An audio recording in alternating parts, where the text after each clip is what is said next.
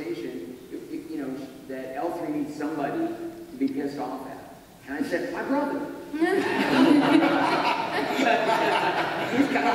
pissed off at. Kind of funny when he's doing it.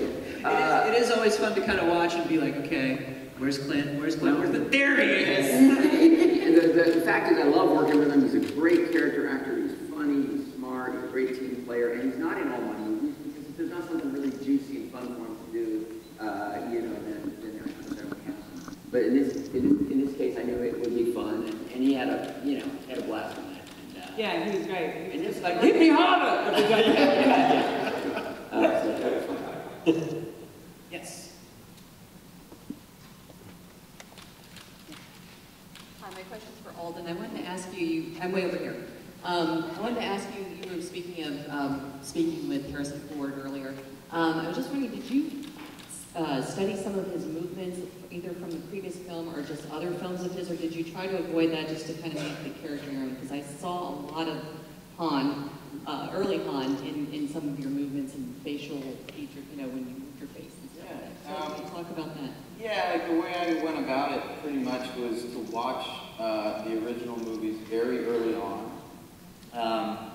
And just kind of absorb as much as I could, both of, you know, I think mainly the character, you know, how the character is operating in the world, and Harrison, and the whole Star Wars universe, which is so rich, and there's so much to it. And so I tried to kind of take in as much of that as I could very early, because I had the role for quite a long time before we actually shot. And then move into working on the part and kind of put all that aside and forget about it and play this guy where he is now in his life. And the most important, I think, that it feels like a real person. And so, yeah, so then I kind of moved into working on on this story, this moment in time. Yeah.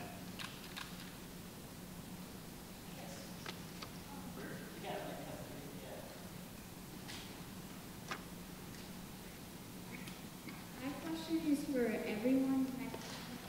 What was the hardest scene to get right and why? Hardest scene to get right and why? Does anything pop out to anyone? I blew my first take, which was meeting everybody, and part of that was I had to shake hands with Chewbacca. I kind of started shaking his hand, and I kind of it was so embarrassing for everyone. I went in for a cuddle, and everybody was like, actually everybody was really relaxed about it and said, you know, everybody is. Yeah, there must be a moment when you first step on and you're finally in costume, you're finally on a set, you're finally just standing in the middle of it, where it's got to be a little bit just sort of daunting and awe-inspiring in a way throughout the films, huh? Yeah. Yeah.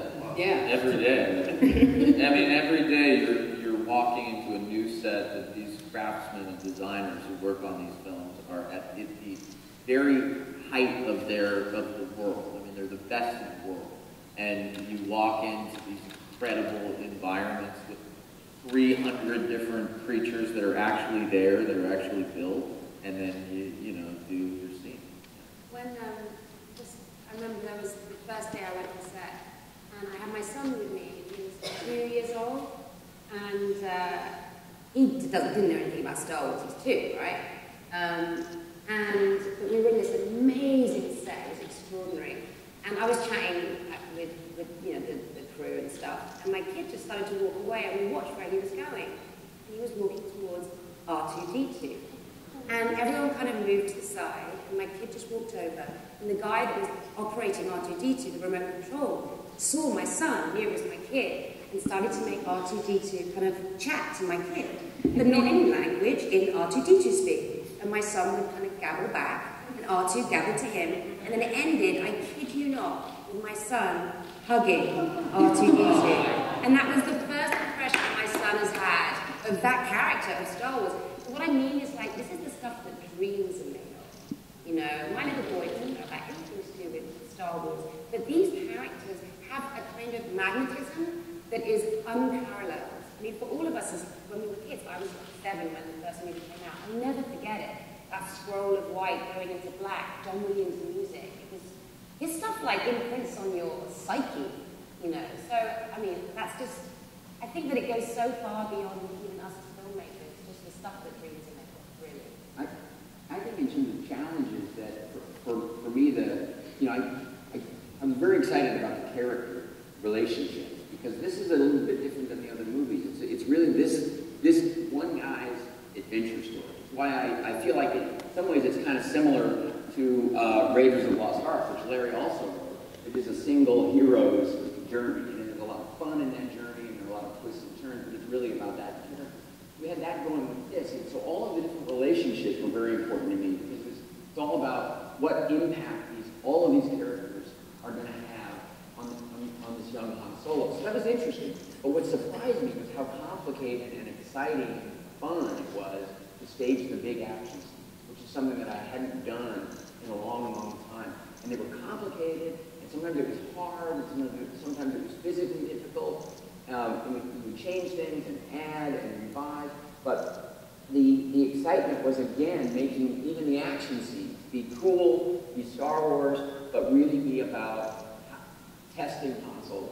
What does this mean? What does this tell us about Han Solo? And so it sort of defined the way the action scenes would be cut, would be shot, and roll out. And it was challenging, but it was really fun and exciting work. And the big surprise for me was what it lasted. Yes, in the front row.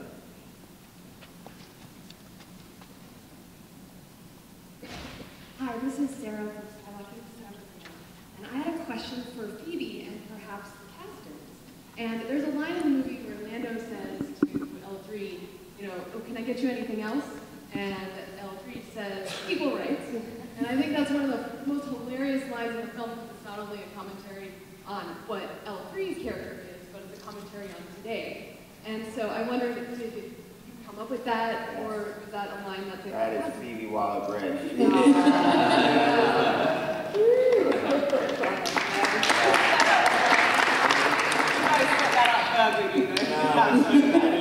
It's a real treat to work with everyone on this panel, but it's to be able to sort of write situations and then have performers and writers in their own right who can contribute a better idea on top of what you've created is a big part of it, you know, and it makes us look good, and it makes everybody feel good, you know, because there is always a way that these things can be enriched and made more on point with what it's supposed to be about, and that is a perfect example of something that just feels totally true to her character and to what we want it to feel like. Yes, right over here.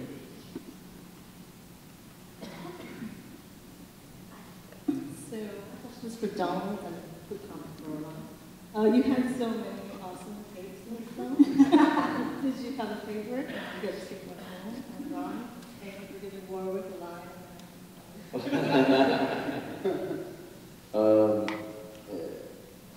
I had at the end. There's like a tiny white summer cape that like stops like right here. It's like it's not functional at all. It's literally just be like I'm here.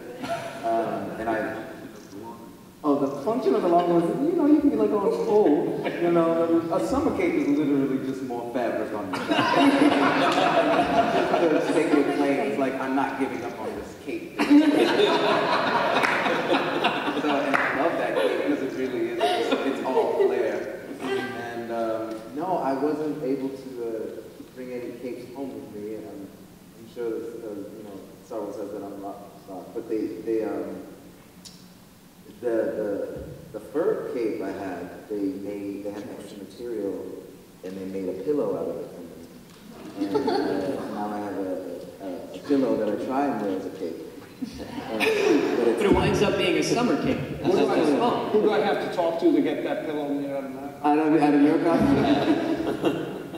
You mentioned Warwick. What a great guy. You know, of course, he did Willow, but he'd been an Ewok before that, and so he's a tradition and another master.